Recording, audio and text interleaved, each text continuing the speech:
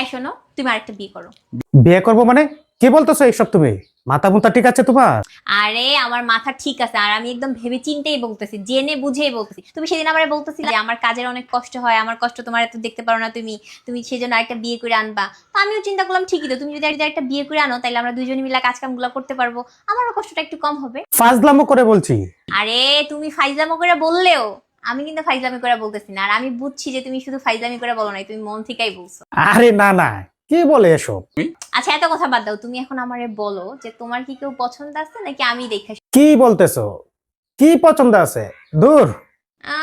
আমি জানি তোমার কেউ পছন্দ আছে, বলো বলো, সমস্যা নাই। আরে না না, কি বলো এসব? আচ্ছা ঠিক আছে, তাহলে কি আমি দেখা শুনে আনবো? না, আছে একজন। তো কবে আনতেছো তারে ঘরে? কাকে? কাকে করে আনবো? ও জানিস না কি বলতেছি?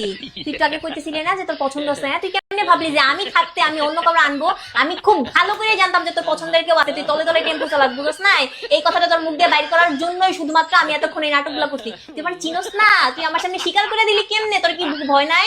তোর কি একবার বুকটা কাঁপে নাই, কলিজা কাঁপে নাই? তুই কেমনে এই কথাটা স্বীকার করিস? হ্যাঁ, আমি থাকতে, আমি জীবিত অবস্থায় থাকতে তুই আরেকটা বিয়ে করে আনবি, আর আমি সেটা চাইতে দেখবো, আর আমি সেটা হজমও করবো, এটা একটা ফাঁদ হইতে পারে, আমি তুই সেই ফাঁদে পড়ে গেছিস? হ্যাঁ, কেমনে কেমনে কেমনে পারলি তুই?